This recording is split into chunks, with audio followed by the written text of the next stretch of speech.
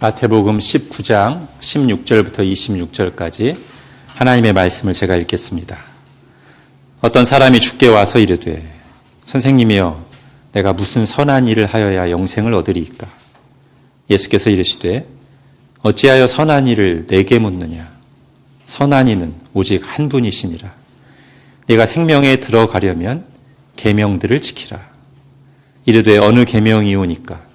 예수께서 이르시되 살인하지 말라, 간음하지 말라, 도둑질하지 말라, 거짓 증언하지 말라, 내 부모를 공경하라, 내 이웃을 내 자신과 같이 사랑하라 하신 것이니라. 그 청년이 이르되 이 모든 것을 내가 지키었사온데 아직도 무엇이 부족하니이까? 예수께서 이르시되 내가 온전하고자 할진대 가서 내 소유를 팔아 가난한 자들에게 주라. 그리하면 하늘에서 보화가 내게 있으리라. 그리고 와서 나를 따르라 하시니 그 청년이 재물이 많음으로 이 말씀을 듣고 근심하며 가니라. 예수께서 제자들에게 이르시되 내가 진실로 너희에게 이르노니 부자는 천국에 들어가기가 어려우니라. 다시 너희에게 말하노니 낙타가 바늘귀로 들어가는 것이 부자가 하나님의 나라에 들어가는 것보다 쉬우니라 하시니 제자들이 듣고 몹시 놀라 이르되 그렇다면 누가 구원을 얻을 수 있으리까? 예수께서 그들을 보시며 이르시되 사람으로는 할 수 없으나 하나님으로서는 다 하실 수 있느니라. 아멘. 한 부자 청년이 예수님께 나와서 질문했습니다. 선생님, 내가 어떤 선한 일을 해야 영생을 얻을 수 있나요? 자, 누가복음에 따르면 이 사람은 관리라고 합니다. 다른 역본들에 보면 지도자라고 되어 있습니다. 대부분의 영어 성경들은 룰러라고 되어 있어요. 그러니까 젊지만, 오늘 청년이라고 표현되어 있지만 고위직 사람이고 부자입니다. 충분히 목에 힘을 주고 고개를 뻣뻣하게 세울 만한데 오늘 그가 예수님을 향한 자세도 좋고 질문도 좋습니다. 자세는 겸손히 배우고자 하는 자세로 예수님께 나왔어요.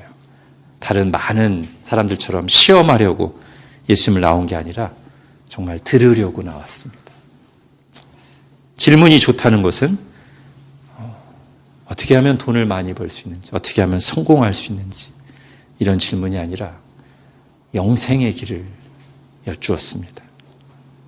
죽음을 향해 가는 모든 인생들이 진지하게 물어야 될 질문이죠. 참 괜찮은 사람이에요. 귀합니다. 예수님도 그런 부자 청년의 이런 모습을 좋게 보셨어요. 근데 좋은 건 좋은 거고요. 그에게 결정적으로 잘못 생각하는 부분이 있었습니다. 질문의 주제는 좋은데 방향이 잘못되어 있어요. 그래서 예수님은 그걸 깨우쳐 주시기 위해 그의 첫 질문부터 교정하시면서 답변을 시작하십니다.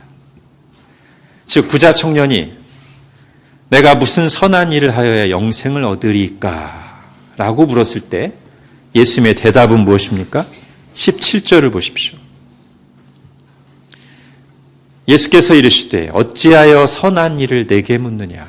선한 이는 오직 한 분이시니라. 여기까지 일단. 왜 이렇게 대답하실까요? 어찌하여 선한 일을 내게 묻느냐? 그럼 예수님한테 묻지 누구한테 물어요?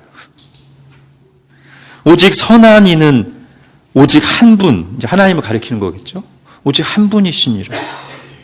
예수님도 선한 분 맞잖아요. 그리고 사실상 예수님 자신이 하나님이시고요. 근데 마치 예수님 자신은 선한 분이 아니신 것처럼, 그러니 나에게 선한 일에 대해서 묻지 말라는 식으로 대답을 하신단 말이에요. 이상하지 않습니까? 이상해야 돼요. 자, 우리는 예수님의 이 첫 번째 대답에서 오늘 본문에 나오는 이 예수님과 부자 청년이 나눈 대화의 성격, 흐름을 어느 정도 파악하고 가야 됩니다. 해석이 필요한 대화라는 거예요. 그래서 약간 어려울 수 있습니다. 특히 누구 말이 해석이 필요하냐면 부자 청년에게 하시는 예수님의 대답이 해석이 필요해요. 이제 뒤에 보면 부자 청년 가고 나서 예수님이 제자들과 대화를 나누시거든요. 그때는 예수님 말씀을 그냥 고지고대로 문자적으로 받으면 돼요. 근데 부자 청년에게 하시는 예수님의 대답은 그렇게 하면 안 돼요. 해석하지 않고 문자적으로 예수님의 말씀을 받으면 지금 방금 봤죠? 당장 첫 번째 대답에서부터 우리는 오류에 빠질 수 있습니다. 아, 예수님은 선한 분이 아니시고 예수님에게 선한 일을 질문하면 안 되는 거구나. 이걸 이렇게 해석하면 누가 제일 좋아할 것 같으세요? 여호와 증인이 아마 좋아할 거예요. 여호와의 증인은 예수님을 하나님으로 믿지 않거든요. 그러니까 지금 예수님의 말씀을 문자 그대로 받으면 왜 선한 일을 나에게 물어? 선한 이는 오직 참 하나님 한 분뿐이야 라고 우리가 받아들이게 되면 그럼 예수님이 하나님이 아니라는 뜻이구나. 아마 여호와 증인들이 좋아할 거예요. 그런데 그런 해석이 맞아요? 틀려요? 틀려요. 예수님 선한 분이세요. 예수님은 하나님이십니다. 그리고 당연히 예수님께 선한 일을 여쭈어야죠. 자, 이런 식이란 말이에요. 자, 이어지는 대화에서도 우리가 예수님의 의도를 파악하지 못하고 대답하신 내용을 고지고대로 문자적으로만 받아서 그것을 교리화하게 되면 이제 성경 다른 부분에서 말하는 진리와 충돌이 일어나요. 오류에 빠지게 된단 말이에요. 자, 그럼 예수님은 왜 이렇게 답변하실까요? 부자 청년의 질문이 잘못되었기 때문입니다. 앞서 제가 말씀드렸죠. 주제는 좋은데, 즉 영생에 대해서 묻는 주제는 좋은데 방향이 잘못되었어요. 더 중요한 것은 자기 질문이 잘못되었다는 의식이 전혀 없어요. 이럴 때는 답을 말해줘도 알아듣지도 못하고 받아들이지도 않습니다. 자, 다시 그가 나와서 했던 첫 질문을 이제 주의 깊게 한번 보십시오. 16절. 선생님이요, 내가 무슨 선한 일을 하여야 영생을 얻으리까? 이 부분이에요. 무슨 선한 일을 해야 영생을 얻을 수 있습니까? 자, 그의 두 번째 질문과 같이 보면 이제 더 분명해 보일 수 있는데요. 20절을 보십시오. 그 청년이 이르되 이 모든 것을 내가 지키었사온데 아직도 무엇이 부족합니까? 여러분, 그의 문제가 보이십니까? 그는 지금 하나님이 원하시는, 하나님이 명하시는 선한 일들을 다 행함으로써 영생을 얻고자 합니다.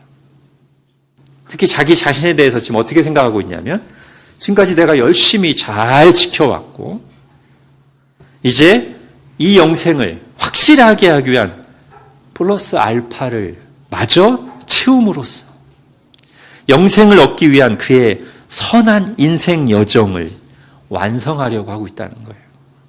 즉 그의 생각에 영생 게이지를 한 95% 채워놨어요. 혹시 뭐가 부족한가? 저 아주 뛰어나신 선생님한테 혹시 내가 부족한 거 빠뜨린 것이 있는가 여쭤보고 그분이 마저 내가 놓치고 있던 부분을 말씀해 주시면 그것까지 그냥 해치워 버려가지고 이제 영생 게이지를 100% 채우려고. 그래서 뭐가 더 필요합니까? 제가 어떤 선한 일을 해야 되겠습니까? 이렇게 나온 거예요. 여러분, 그의 문제가 뭡니까? 그가 지금까지 잘 해왔다고 착각하는 거, and 더 할 일을 가르쳐 주시면 그것도 얼마든지 해낼 수 있다고 생각하는 거. 자, 이걸 좀 더 압축해서 핵심, 이 부자 청년의 핵심 문제, 내가 할 수 있다고 생각하는 것입니다.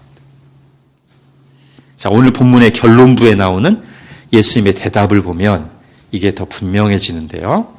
여러분 26절 보십시오. 같이 읽겠습니다. 시작.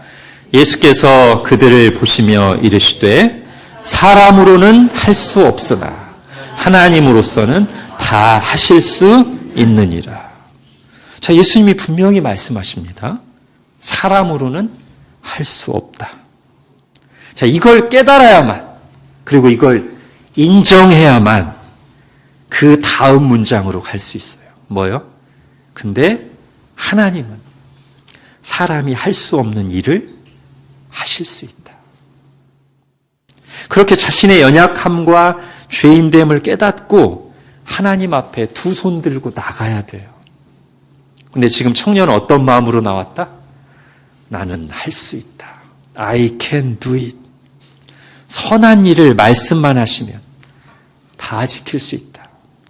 영생을 얻기 위한 길을 가르쳐만 주시면 내가 그 길을 갈 수 있다. 그런 그가 바라보기에 예수님은 바로 자신이 추구하는 그런 삶을 살았던 롤 모델이에요. 죄인들을 대신해서 십자가에 달리심으로써 우리를 구원하실 하나님의 아들로 보는 게 아니라 선한 일을 하심으로써 영생의 길을 가신 모범, 그리고 나에게도 그 선한 길을 가르쳐 주실 선생님으로 생각하는 거예요. 그렇기 때문에 예수님은 그의 첫 질문부터 교정하시는 겁니다. 내가 누구인 줄 알고 선한 선생님이라고 부르고 선한 일을 묻는 것이냐? 나는 원래 선한 분, 선한 하나님이 맞지만 네가 생각하는 의미에서의 선한 선생님은 아니다.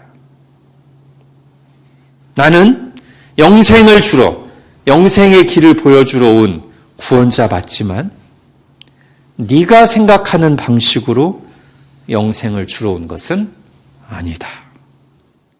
이렇게 말씀하시는 거예요. 여러분, 오늘날 기독교 안에도 예수님을 생각할 때 단순히 사랑의 절정, 사랑의 화신으로 가장 의로운 삶을 살았던 모범으로 고도의 윤리를 가르치고 실천하신 인류 스승 정도로 생각하는 사람들이 있어요. 그들의 생각도 오늘 예수님의 말씀을 따라 교정되어야 됩니다. 너희들 나를 잘못 알고 있다. 내가 누군 줄 알고 나를 따라오려고 하느냐? 나를 제대로 알지 못하면 영생은 없다.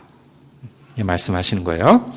자, 그러므로 이어지는 대화에서 예수님의 대답은 영생의 길을 얻기 위한 직접적인 방법을 말씀하신 게 아니라, 이걸 잘 알고 가셔야 돼요.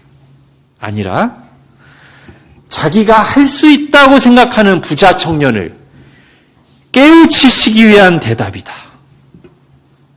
이렇게 보고 가야만 우리가 오류에 빠지지 않을 수 있습니다. 자, 예수님은 먼저 이렇게 말씀하십니다. 17절 뒷부분을 보십시오. 그래? 네가 생명에 들어가려면 계명들을 지켜라. 부자 청년이 자신만만하게 반문합니다. 어떤 계명입니까? 예수님이 10계명의 이웃사랑 계명을 말씀하십니다. 살인하지 말라, 간음하지 말라, 도둑질하지 말라, 거짓 증언하지 말라, 내 부모를 공경하라. 그리고 이 이웃사랑의 계명을 압축해서 그 핵심 내용까지, 해설까지 덧붙여 주시죠. 내 이웃을 내 자신과 같이 사랑하라 하신 것이니라. 자, 이 부자 청년이 우리가 지난 몇 주 동안 연속해서 살펴본 그 10계명대로 하나님의 뜻을, 10계명을 주신 하나님의 기준과 마음을 제대로 알고서 지키려고 했다면 그는 이렇게 대답했어야 됩니다.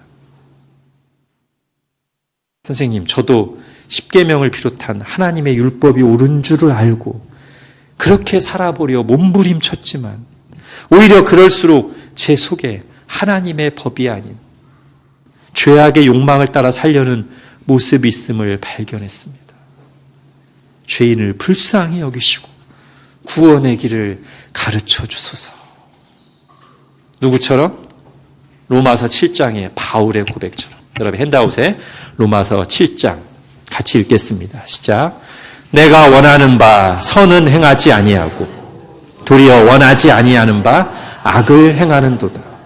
그러므로 내가 한 법을 깨달았노니 곧 선을 행하기 원하는 나에게 악이 함께 있는 것이로다.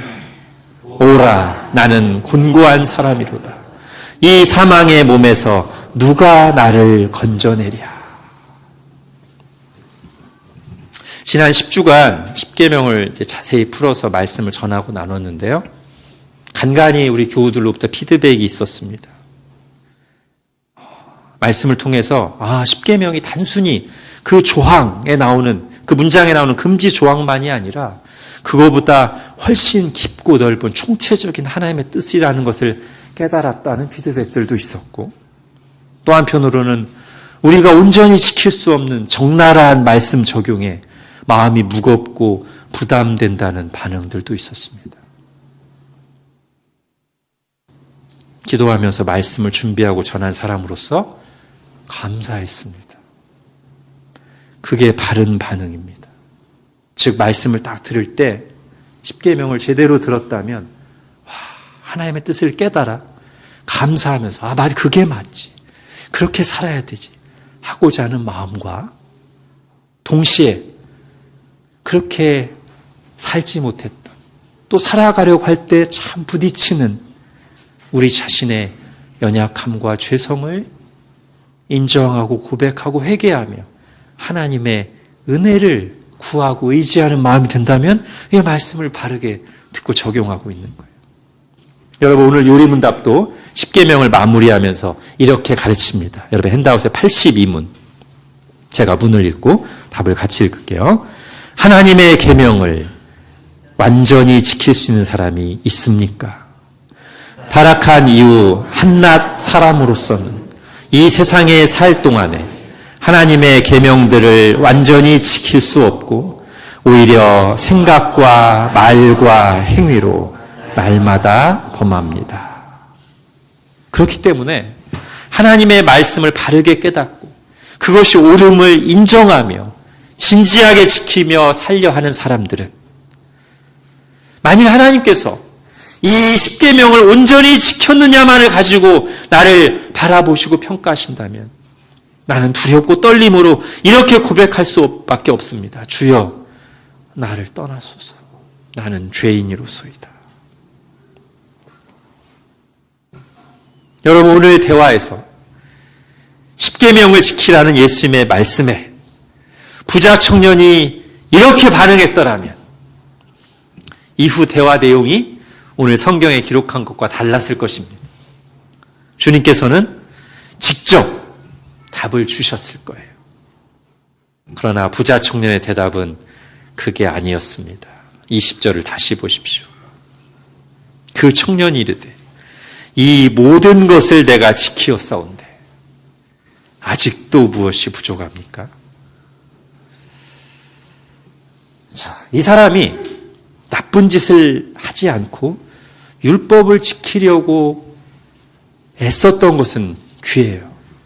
그런데 율법의 외적인 형식만 지키고, 즉 최소한만 지키고서는 마치 자신이 하나님의 뜻을 따라 다 지켰다고 생각하고 자기가 얼마나 연약하고 죄인인가를 깨닫지 못했다면 지금 그가 그토록 갈구하는 영생으로 가는 길에 지금 큰 바위가 가로막고 있는 것과 마찬가지예요. 그게 깨져야만 됩니다. 그렇기 때문에 주님께서는 그를 깨우치시기 위해, 그의 교만을 깨뜨리시기 위해 다시 이렇게 말씀하십니다. 여러분 21절 같이 읽겠습니다. 시작. 예수께서 이르시되 내가 온전하고자 할진대 가서 내 소유를 팔아 가난한 자들에게 주라. 그리하면 하늘에서 보화가 내게 있으리라. 그리고 와서 나를 따르라 하시니. 예. 자, 이 말씀을 들은 부자 청년의 반응이 뭐예요? 분명히 우리 주님께서 10계명을 말씀하시면서 그 뒤에 그 십계명의 본령까지 해석해 주셨어요. 내 이웃을 내 자신과 같이 사랑하라. 그랬는데도 이 청년은 제가 다 지켰습니다 라고 하더니만, 그래? 가난한 소유를 팔아서 네 자신과 똑같이 여기면서 네 이웃에게 소유를 주어봐 그랬더니 그거는 또 마치 영생을 위한 선한 길을 가르쳐 주시면 무엇이라도 듣고 따를 것처럼 자신만만하더니만, 그래? 가난한 자들에게 소유를 팔고 나를 따르라 했더니만, 그건 자신만만하던 그도 이 말씀 앞에서 고개를 떨굽니다. 여러분 22절 보십시오. 그 청년이 재물이 많으므로 이 말씀을 듣고 근심하며 가니라. 본문에 나오는 부자 청년 이야기는 이렇게 마무리됩니다. 자, 새드 엔딩일까요? 아닙니다. 열린 결말입니다. 이제 시작입니다. 부자 청년에게는 바로 이런 고뇌의 과정, 하나님 말씀 앞에서 자기 발견의 과정이 반드시 필요했습니다. 당장에는 근심하며 떠났지만 만약 이 청년이 이후에 주님의 말씀을 곰곰이 생각하면서 지금까지 깨닫지 못했던 자신의 모습을 진지하게 돌아볼 수만 있다, 영생을 향해 한 걸음 나아갈 수 있는 기회를 받게 된 것이라고 할 수 있습니다. 예수님은 나는 할 수 있다고 믿고 자신만만하게 나왔던 부자 청년이 이 과정을 통해 깨지고 자신이 죄인임을 깨달아서 다음에는 가난한 마음으로, 자신만만한 마음이 아니라 가난한 마음으로 하나님 앞에 두 손 들고 나오기를 바라면서 이 대화를 나누신 것입니다. 자, 본문의 이야기가 열린 결말이라는 것은 부자 청년이 떠난 뒤에 하신 예수님의 말씀에서도 확인할 수 있습니다. 먼저 예수님은 떠나는 그를 보며 부자가 구원 얻기 어렵다는 말씀을 하십니다. 얼마나 어려운지 비유를 통해 말씀하시기를 낙타가 바늘귀로 들어가는 것이 차라리 부자가 하나님 나라에 들어가는 것보다 쉬우니라 말씀하세요. 제자들이 깜짝 놀라 입을 못 다뭅니다. 그리고 주님께 반문합니다. 아니 그러면 누가 구원을 얻을 수 있단 말입니까? 여러분, 저는 제자들의 이 반응을 보면서 은혜로 구원받은 제자들마저도 인간은 전적으로 부패하고 무능하며 오직 하나님의 은혜와 능력으로만 구원받는다는 사실을 충분히 깨닫지 못하고 있는 것 아닌가 하는 생각을 해봅니다. 우리도 그럴 수 있어요. 우리도 분명히 은혜로 구원을 받았는데도 여전히 우리 속에는 어떤 생각이 있으시냐면, 그래도 내가 저 사람들보다 낫지, 그래도 뭔가 건덕지가 있었으니까 주님이 구원하셨지, 이렇게 착각할 수 있다는 거예요. 그러다가 성경 어느 구절인가를 딱 보면서 인간은 완전히 죄인이다, 하나님의 은혜가 없으면 절대 안 된다, 그러면 진짜? 새삼스럽게 제자들이 그러고 있어요. 그때 예수님께서 구원에 대한 진리를 분명하게 선포하십니다. 자, 26절 같이 읽겠습니다. 시작. 예수께서 그들을 보시며 이르시되 사람으로는 할 수 없으나 하나님으로서는 다 하실 수 있느니라. 예, 아멘. 사실 영생의 길을 묻는 부자 청년의 질문에 대한 성경의 직답은 이것입니다. 구원? 영생? 사람은 할 수 없다. 오직 하나님이 하신다. 하나님이 구원하신다. 이게 원래 대답이에요. 그리고 하나님은 이렇게 남들보다 더 다르게 살았던 이런 사람들만이 아니라 그 어떤 죄인이라도 구원하실 수 있습니다. 하나님으로서는 다 하실 수 있느니라. 그러니까 우리가 구원받았죠. 자, 오늘 본문의 부자 청년이 사람으로는 할 수 없으나를 보여준다면 누가복음 19장에 나오는 또 다른 유명한 부자는 그 뒤에 나오는 하나님으로서는 다 하실 수 있느니라를 보여줍니다. 누가복음 19장에 누가 나오죠? 여리고라는 대도시의 세무서장, 부자 삭개오가 나옵니다. 그 마을 사람들을 삭개오로 가리켜서 뒤에서 수군거리며 아우 저 주인. 이게 무슨 뜻이에요? 하나님께 버림받은 사람이란 뜻이에요. 다른 말로 하면 구원과는 가장 거리가 먼 사람, 지옥 심판이 확정된 사람이라고 여겼습니다. 그런 삭개오가 회개하고 구원을 받는다는 거, 그 사람이 변화되는 거 절대 불가능하다고 생각했습니다. 그러나 예수님이 여리고에 들어가셔서 그의 이름을 부르셨을 때 삭개오야 내려오너라. 오늘 내가 너의 집에 머물러야 되겠다 라고 말씀하실 때, 그리고 그 말씀과 함께 성령님께서 그의 마음을 비추시고 감화하실 때 그는 기뻐하면서 내려와 예수님을 자기 집으로 영접했을 뿐만 아니라, 집으로만 영접했을 뿐만 아니라 사람들이 전혀 예상하지 못했던 진실한 회개와 믿음으로 예수님을 자기 마음에도 영접했습니다. 그리고 예수님은 그런 그에게 확실한 구원을 선언하셨습니다. 여러분 누가복음 19장 보십시오. 읽겠습니다. 시작.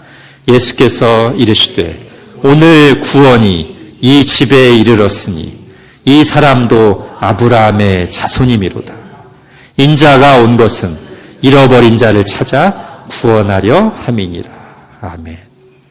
그야말로 낙타가 바늘귀로 들어가는 놀라운 구원이 임했습니다. 누가 한 거예요? 삭개오가 한 게 아닙니다. 삭개오로는 할 수 없으나 하나님으로서는 다 하실 수 있느니라. 하나님이 구원하신 거예요. 자, 또 한 사람을 생각해 볼게요. 오늘 본문에 나오는 부자 청년. 제가 앞에서 지도자라고 했죠? 자, 이 사람의 스펙을 한번 생각해 보세요. 자, 율법을 열심히 지키며 경건하게 살았죠. 지도자죠. 부자이기까지 모든 것을 갖추고 있는 것처럼 보이지 않나요? 저는 이 사람이 요한복음에 나오는 니고데모와 연결이 됩니다. 제가 가끔 말씀드리지만 공관복음과 요한복음이 굉장히 다르지만 잘 보면 다른 인물을 통해서 또는 다른 사건을 통해서 공관복음이 말하고자 하는 것을 요한복음이 똑같이 말하는 경우가 있는데, 저는 약간 이것도 그렇지 않은가? 공관복음서에 공이 나오는 이 부자 청년의 이야기가 요한복음에 나오는 니고데모의 이야기와 같은 주제를 말하고 있는 게 아닌가. 니고데모가 왜 등장하냐면 니고데모야말로 공회원, 종교 지도자, 정치 지도자, 사람들에게 존경받는 덕망 있는 민족의 선생님, 거기다가 부자였어요. 다 갖췄어요. 누가 봐도 하나님 나라에 들어갈 1순위라고 생각하던 니고데모에게 예수님이 충격적인 말씀을 하십니다. 핸드아웃 요한복음 3장 3절 읽겠습니다. 시작. 예수께서 대답하여 이르시되 진실로 진실로 내게 이르노니 사람이 거듭나지 아니하면 하나님 나라를 볼 수 없느니라. 무슨 뜻이에요? 네가 지금까지 선한 일을 한 거, 사람들에게 인정받는 거, 네가 평생 쌓아온 스펙, 하나님 나라에 들어가는데 1도 도움이 안 된다. 오직 사람은 거듭나야만, 위로부터 다시 태어나게 하시는 은혜를 입어야만 하나님 나라에 들어간다. 그런 뜻이에요. 자, 오늘 부자 청년도 예수님의 말씀을 일단은 이해하지 못하고 근심하며 떠났잖아요. 그렇게 끝나죠, 이야기가. 요한복음 3장에서는 니고데모도 예수님의 말씀에 충격을 받고 이해하지 못합니다. 예수님이 비유를 통해서도 가르치시고 구약 성경의 사건을 들어서도 그런 니고데모를 깨우치시지만 적어도 우리가 요한복음 3장 본문만 본다면 그날 밤에 찾아왔던 니고데모가 예수님을 믿었는지 그 시간에 믿었는지 안 믿었는지는 알 수 없어요. 우리가 보는 것은 끝까지 어찌 그런 일이 있을 수 있단 말입니까? 예수님의 말씀을 이해하지 못하는 것으로 보이는 니고데모의 모습입니다. 그리고 그 본문에는 오늘 본문 끝에 나오는 사람으로는 할 수 없으나 하나님으로서는 다 하실 수 있느니다에 해당되는 아주 중요한 성경 구절이 나오죠. 즉 멸망할 수밖에 없는 죄인들을 위해서 하나님이 하신 확실한 구원의 길이 나옵니다. 그게 뭐죠? 요한복음 3장 16절입니다. 시작. 하나님이 세상을 이처럼 사랑하사 독생자를 주셨으니 이는 그를 믿는 자마다 멸망하지 않고 영생을 얻게 하려 하심이라. 아멘. 이것이 스스로는 할 수 없는 멸망에 이를 수밖에 없는 죄인들을 위해서 하나님이 하신 일입니다. 그리하여 이제는 그의 은혜로 말미암아 누구든지 그를 믿는 자마다 부자 청년이든 죄인으로 일컬어지든 삭개오든 가난한 자든 부자든 누구든 간에 그를 믿는 자마다 하나님이 주신 우리를 대신하여 십자가에 달리신 예수 그리스도를 통해 구원을 받습니다. 이제 마무리하겠습니다. 어떻게 구원을 얻는가라는 질문과 어떻게 살아야 하는가라는 질문에 대한 답은 다릅니다. 전자에 대한 답, 즉 어떻게 구원을 얻는가라는 질문에 대한 답은 오직 은혜로, 오직 믿음으로, 오직 하나님이 하신 일을 통해서 구원을 받는다입니다. 그러나 후자에 대한 답, 어떻게 살아야 하는가에 대한 답은 하나님의 말씀을 따라 살아야 하고 십계명이 그것을 전체적으로 보여준다입니다. 둘 다 하나님으로부터 온 선한 것인데 구원 얻는 길과 우리가 살아가는 길이 다를 수밖에 없는 이유는 뭐 때문이에요? 우리의 상태 때문이에요. 옳은 줄을 알지만 옳은 것을 듣고 배워도 그 옳은 길을 온전히 따를 수 없는 우리의 죄성과 연약함 때문에 하나님은 우리가 지켜야 될 옳은 길만 주신 게 아니라 그 옳은 길을 지키지 못해서 죽을 수밖에 없는 자들을 향한 은혜라고 하는 구원의 방법을, 복음을 주신 거란 말이에요. 오늘 본문의 부자 청년은 그 둘을 혼동하고 있습니다. 살아가는 원리로 주신 법을 통해 구원을 얻으려고 하고 있어요. 율법을 형식으로만 지키고 나서는 자기가 사람들보다 훨씬 낮게 살았다는 생각에 스스로 하나님의 기준에 턱없이 미치지 못하는 연약한 죄인이라는 사실을 깨닫지 못하고 자신만만하게 나왔습니다. 예수님은 행위를 묻는 그에게 행위로 대답하십니다. 지킬 수 있다고? 그래, 이거 지켜봐. 그것도 지킬 수 있다고? 이것도 지켜보거라. 이렇게 하신 이유는 십계명을 온전히 지켜서 구원받으라고 말씀하신 게 아니라 그걸 통해서 내가 말씀을 온전히 지킬 수 없는 죄인이구나라는 것을 깨닫게 하시기 위해서 그렇게 하셨다는 말이에요. 자, 이제 우리는 십계명을 마치면서 오늘 말씀과 함께 정리합니다. 십계명은 구원의 길로 주신 것이 아니라 구원받은 신자들이 마땅히 살아가야 할 삶의 원리로 주신 길입니다. 그러므로 우리는 은혜로 구원받은 신자로서 하나님의 마음과 기준이 담겨있는 이 십계명을 따라 살아가되 그게 구원의 길이라고 혼동하지는 말아야 됩니다. 우리는 우리의 행위가 아니라 하나님의 행위로 구원을 받았습니다. 내가 한 일로가 아니라 내 대신 십자가에 달려 죽으시고 부활하신 예수 그리스도께서 한 일로 구원을 받았습니다. 이제 우리는 구원받은 신자로서 살아가는 길로 주신 법을 겸손히 받습니다.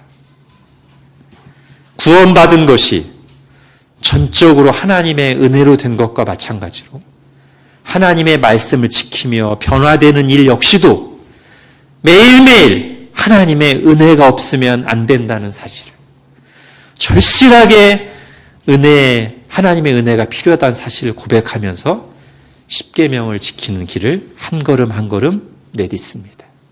그러므로 우리는 구원받을 때뿐만 아니라 하나님의 말씀을 따르는 길에 있어서도 오늘 26절 말씀을 겸손히 믿음으로 고백합니다.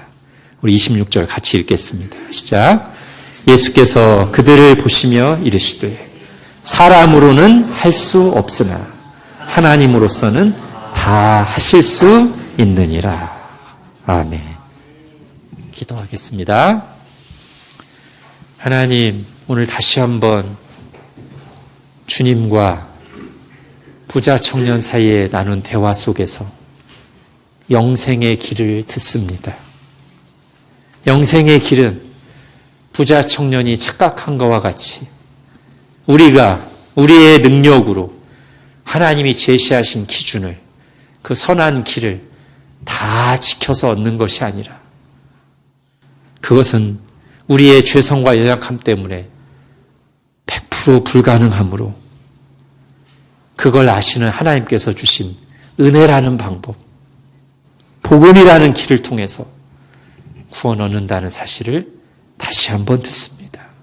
하나님, 저희가 부자 청년과 같이 구원의 길과 살아가는 길을 착각하지 않게 하여 주시고 그래서 어느 한쪽으로 치우치지 않게 하여 주시고 어느 하나는 취하고 어느 하나는 버리는 어리석은 길로 가지 않게 하여 주시고 오직 은혜로 구원받았음을 감사함으로 고백하며 하나님을 찬양하면서 또 계속해서 하나님의 은혜를 의지하면서 우리가 걸어가야 될 십계명으로 보여주신 하나님 사랑과 이웃 사랑의 길, 예수 그리스도를 따르는 길을 겸손히 내딛는 저희들 되게 하여 주옵소서. 예수님의 이름으로 기도합니다. 아멘.